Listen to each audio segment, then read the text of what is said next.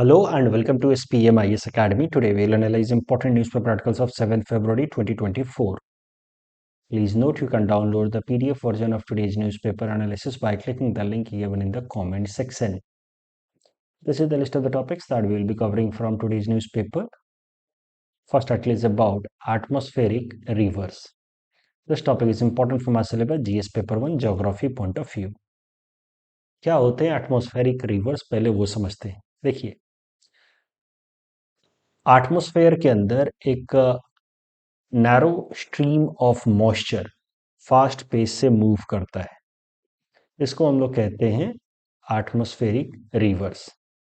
Just like rivers on the terrestrial region या river on the land जो liquid को flow कराता है, similarly narrow stream of moisture, long narrow stream of moisture moves in the sky just like river, उसी को कहा जाता है एटमॉस्फेरिक रिवर।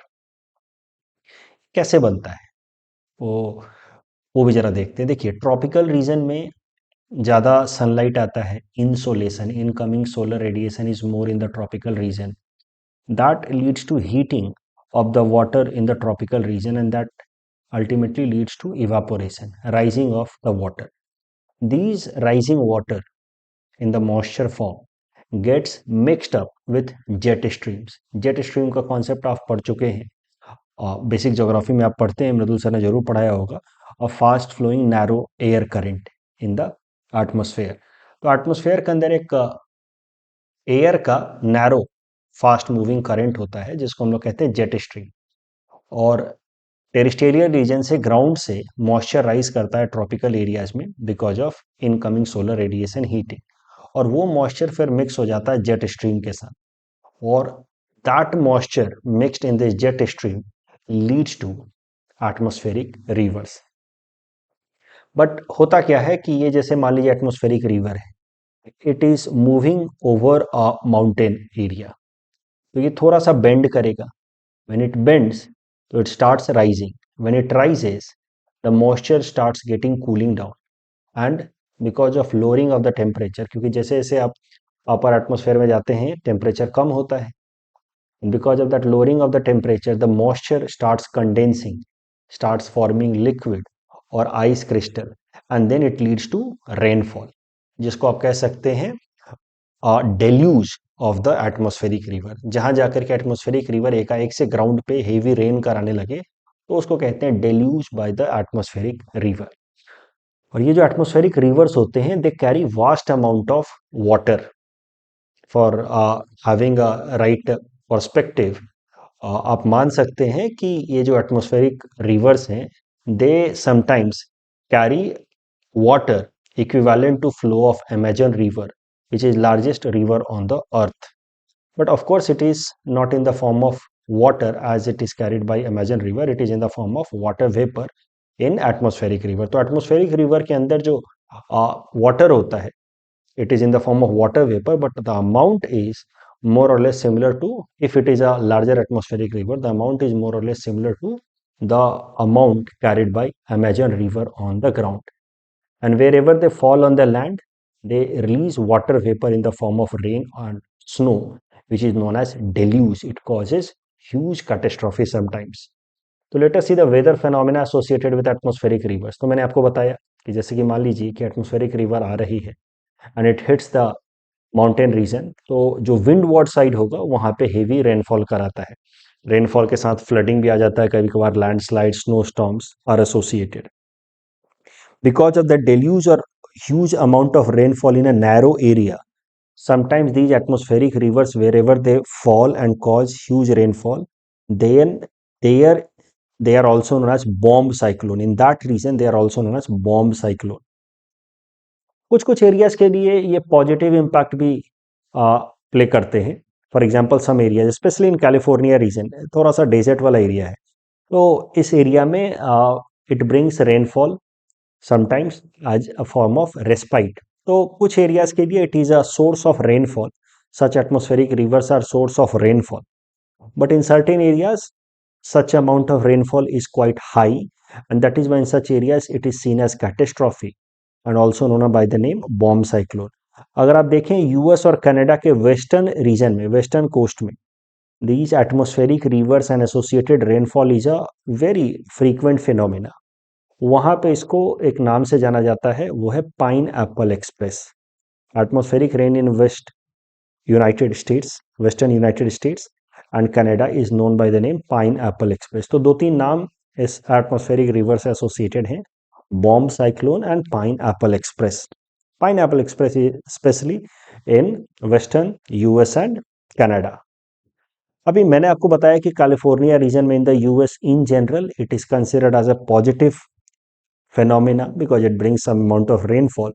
बट वहीं से ये न्यूज निकल करके आ रही है कि this atmospheric rainfall, atmospheric river has caused a huge rainfall deluge in California region, and that has led to massive catastrophe in the form of flood and landslide, and it has been life threatening also for many residents in the region. ठीक है, but कहाँ ऐसा atmospheric rainfall हुआ उतना important नहीं है. Important है कि एटमॉस्फेरिक रिवर का क्या मैकेनिज्म होता है, कैसे एटमॉस्फेरिक रिवर्स बनते हैं, वो मैंने आपको बताया. जेट स्ट्रीम के साथ मॉइस्चर मिक्स हो जाता है, और कैसे वो रेनफॉल कराते हैं वो भी मैंने आपको बताया. वैसे the board work atmospheric river से रिलेटेड, ट्रॉपिकल रीजन में moisture rises because of incoming solar radiation, it mixes with jet streams and that leads to this atmospheric river. Sometimes when they hit the land in the form of deluge, they cause rain or snow, and that is why they are also known as bomb cyclone. It is known by the name Pineapple Express in western US and Canada. Recently, there has been huge deluge in California region of the US. They are known as rivers in the sky, and they are as vast as Amazon River discharge. If we see them as a weather phenomena, then wherever they do sudden fall, they lead to flooding and landslide. But in certain areas, they are also source of precipitation. So, a source of relief also. इस topic के basis पे ये prelims practice question हमने आपको दे रखा है. Please attempt this question and submit the answer in the comment section. The next article is about finance of Panchayati Raj institution report. ये छोटा सा आर्टिकल है बट बहुत अच्छा है, बहुत इंपॉर्टेंट है. आप अपना जीएस पेपर 2 देखेंगे सिलेबस, तो वहां पे टॉपिक दिया हुआ है devolution of power. Devolution of power in terms of Panchayati Raj institution या लोकल बॉडीज दिया हुआ है. तो this topic is going to be helpful for this particular part of the syllabus GS paper 2 का. देखिए, आरबीआई ने हाल फिलहाल में एक रिपोर्ट पब्लिश की है, finance of Panchayati Raj institution. वहां पे उन्होंने हाईलाइट किया है कि पंचायती राज इंस्टीट्यूशंस को अगर फाइनेंशियल ऑटोनॉमी दी गई तो they can perform better, specially in the field of health care. तो इसके लिए उन्होंने डेटा कोट किया है कि जिन जिन स्टेट्स के अंदर पंचायती राज इंस्टीट्यूशंस को ज़्यादा फाइनेंशियल ऑटोनॉमी दी गई है वहाँ पे health parameters are much better. तो ये जो ग्राफ आप देख रहे हैं, it is graph of health and sanitation score on this axis, Y axis आप कह सकते हैं. Infant mortality rate on this X axis. You see, the best performing states and union territories are like Chandigarh, Kerala, Tamil Nadu, Punjab. States like Orissa, Assam, and Uttar Pradesh are on the lower side of performance. तो infant mortality rate ज़्यादा है इन states में, health and sanitation में performance कम है. अब अगर आप देखें तो जिन states ने अच्छा परफॉर्म किया है हेल्थ सेगमेंट में, उन स्टेट्स का अगर डिवोल्यूशन देखा जाए, devolution of power to the Panchayati Raj institutions, तो आपको पता चलेगा कि they are on the higher side. अब devolution of power Panchayati Raj institutions को किन स्टेट्स में ज़्यादा है, किन स्टेट्स में कम है, उसको पता करने के लिए एक इंडेक्स देखते हैं which is known by the name devolution index, which is published by ministry of Panchayati Raj in India. तो मिनिस्ट्री ऑफ पंचायती राज ने ये डिवोल्यूशन इंडेक्स पब्लिश किया है, और उसमें आप देखिए कि states like Kerala, Karnataka, they have higher devolution of power. उनके पास अलग अलग सेगमेंट में ज़्यादा पावर इन स्टेट्स में पंचायती राज इंस्टीट्यूशंस को है. Kerala, Karnataka, higher devolution. ये जो डिवोल्यूशन इंडेक्स है 3 डायमेंशन में बनता है. डिवोल्यूशन इंडेक्स बेसिकली फंड्स कितना मिल रहा है स्टेट्स को, उनके फंक्शंस में कितनी उनको फ्रीडम है, और कितने उनके फंक्शनरीज यानी कि उनके खुद के ऑफिसर्स को अपॉइंट करने का अथॉरिटी है पंचायती राज इंस्टीट्यूशंस को. ये 3 डायमेंशन में ये बनता है डिवोल्यूशन इंडेक्स.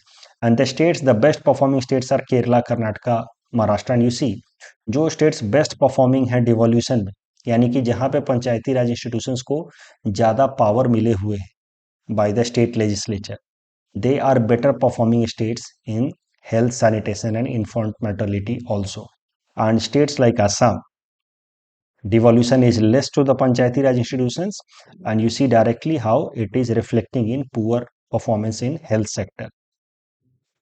तो सीधा सीधा रिलेशन है as per this report. So this report is going to be important. ये कर्व, ये ग्राफ अगर आप एग्जाम में बना पाए, रिपोर्ट का नाम लिख पाए, किस ऑर्गेनाइजेशन ने पब्लिश किया है वो बता पाए, तो it will definitely help you in fetching good marks. So this report is highlighting कि पंचायती राज इंस्टीट्यूशन जहां पे उनको ज्यादा डिवोल्यूशन ऑफ पावर है as per devolution index of ministry of Panchayati Raj, they are performing better in terms of health. उसके अलावा RBI ने in general एक और बात बताई है कि फंड को लेकर के बहुत ज्यादा फ्रीडम वैसे पंचायती राज इंस्टीट्यूशंस को है नहीं. Only 1% of their income comes through taxes. Remaining 99% of the fund to the Panchayati Raj institutions come in the form of grants to these institutions from central and state government. Grants are not your own income. You have to depend upon state and center as and when the fund will come. So until and unless the Panchayati Raj institutions have their own source of income through taxes, they are never going to be financially independent. और वो फिर Panchayati Raj institutions के performance पे negative impact करेगा. तो ये data भी याद रखिएगा कि overall their own source of funding is just 1% through taxes, remaining is in the form of grant. Devolution index की बात की जाए तो it is prepared by, as I said, ministry of Panchayati Raj and institution, ministry of Panchayati Raj in India. इसमें 3 factors पे devolution index बनता है. Transfer of subjects to the Panchayati Raj institution by state legislature. कौन कौन से subjects Panchayati Raj institution, I think 28 या 29 subjects हैं as per the constitution that could be devolve by the state legislature to the Panchayati Raj institution. That could be, उसमें से कितना devolve किया जाएगा that depends upon state to state. ठीक है, तो ये वॉलेंट्री प्रोविजन है. आपने पॉलिटी में ज्यादा अच्छे से रट रखा होगा वो 29 टॉपिक्स. तो drinking water, rural housing, family welfare, women and child development, कितने टॉपिक्स पंचायती राज इंस्टीट्यूशंस को दिए गए हैं, that is one parameter to decide devolution of power to the Panchayati Raj institution. Second is functionaries, कि अपने जो भी पोजीशंस हैं या ऑफिसर्स या जो कैडर के लोग हैं पंचायती राज इंस्टीट्यूशन में काम करने के, उनके ट्रांसफर, पोस्टिंग, अपॉइंटमेंट से रिलेटेड जो भी फैसले हैं, क्या पंचायत के पास हक है या पावर है उन फैसलों को लेने का. If yes, then devolution is more. तो first is with respect to functions, second is with respect to functionaries and third is with respect to finances या फंड. सो बेसिकली 3 प्रॉब्लम है जो Panchayati Raj institution in general face करते हैं. They together are known by the name of problem of 3F: fund, functions and functionaries. Whichever state has able to address these 3 problems to some extent, in such states panchayati raj institutions have performed better, especially in the segment of healthcare.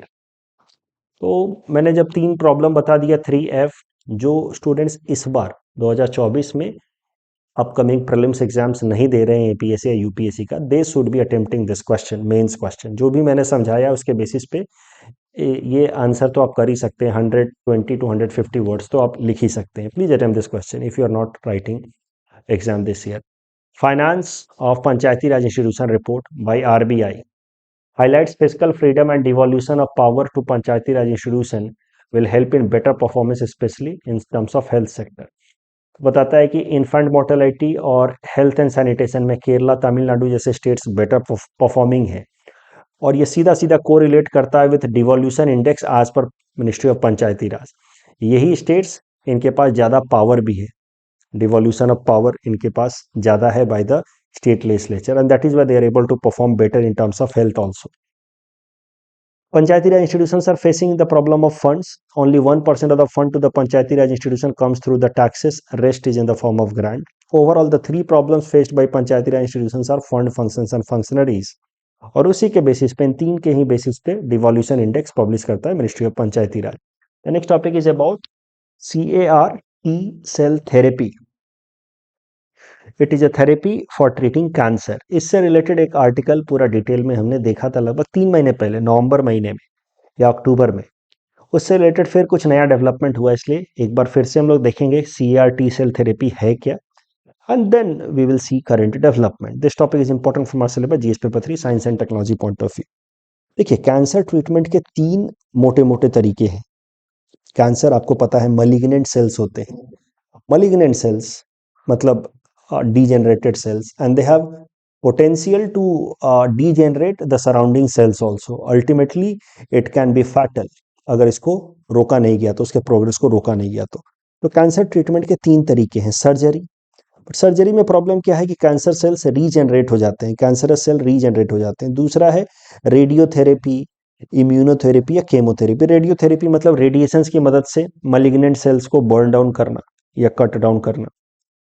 Chemotherapy medicine की मदद से malignant sales को degenerate करना या burn down करना।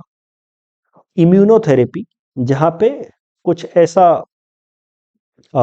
Medicine inject किया जाता है बॉडी में जिससे हमारी खुद की इम्यूनिटी डेवलप हो against cancerous cells, so that is immunotherapy. But these two methods have not been very successful against cancer treatment so far. The most novel and the modern one is chimeric antigen receptor T cell therapy. So short में कहते हैं CAR T cell therapy. This is the most advanced one, CAR T cell therapy to treat cancer. CAR T cell therapy को अगर हमें समझना है तो पहले हमें अपने ब्लड के अंदर जो 3 तरह के सेल्स मिलते हैं उनको समझना होगा। Our blood includes 3 kinds of cells। RBC, RBC के अंदर हेमोग्लोबिन होता है which mainly helps in exchange of oxygen and CO2 through lungs, and then through lungs arteries के अंदर जो आरबीसी होता है ब्लड का, वो कैरी करता है ऑक्सीजन टू आवर सेल्स और सेल से CO2 वापस से ला करके हमारे लंग्स में वो रिलीज कराता है। ये तो काम होता है आरबीसी का, इनहेल एक्सेल में वो काम कराते हैं। हेमोग्लोबिन आरबीसी का हिस्सा होता है। RBC includes haemoglobin. दूसरा होता है platelets. Platelets help in blood clotting whenever there is cut or something, helps in blood clotting। तीसरा होता है WBC। WBC has several components like neutrophil, eosinophil, basophil, lymphocyte and monocyte। all these components of WBC have a different role to play। overall WBC is known as leukocyte, and you can say that WBC is basically, white blood cells are basically source of our body's overall protection against external infection. तो white blood cell आप कह सकते हैं एक तरीके से हमारे body के लिए वो सील्ड का काम करता है, इन्फेक्शन से हमें बचाता है। उसके अंदर अलग अलग कंपोनेंट्स होते हैं। उसमें जो लिम्फोसाइट वाला कंपोनेंट है, it is mainly responsible for our immune system of our body and protect us against disease caused by pathogen. बाकी सब भी हमें सील्ड की तरह प्रोटेक्ट करते हैं। All of them have more और less similar kind of functioning, but the most important component of WBC that protects us against external pathogens and creates our immune system is this lymphocyte। and lymphocyte के अंदर 2 तरह के सब sales या सब component होते हैं, B cell lymphocyte and T cell lymphocyte. अभी ये जो कार टी सेल थेरेपी है, इसमें ये लिम्फोसाइट का जो टी सेल होता है इसको पेशेंट के बॉडी से निकाला जाता है। लिम्फोसाइट का टी सेल पेशेंट के बॉडी से निकाला जाता है और उसको फिर मॉडिफाई किया जाता है। उसके अंदर काइमेरिक एंटीजन रिसेप्टर्स लगाए जाते हैं, तो वो टी सेल को मॉडिफाई करके बना दिया जाता है car T cells, chimeric antigen receptors, और फिर वापस से पेशेंट के बॉडी में इन्फ्यूज कर दिया जाता है। ये जो मॉडिफाइड टी सेल्स है ना, CAR T cell, they act as a source to fight against the cancerous cells, और इस तरीके से CAR T cell therapy work करती है अगेंस्ट कैंसर। तो लिम्फोसाइट का टी सेल निकाला, उसको मॉडिफाई किया, और मॉडिफिकेशन के बाद that same T cell is known as CAR T cell because it is modified with a kind of receptor known as chimeric antigen receptor.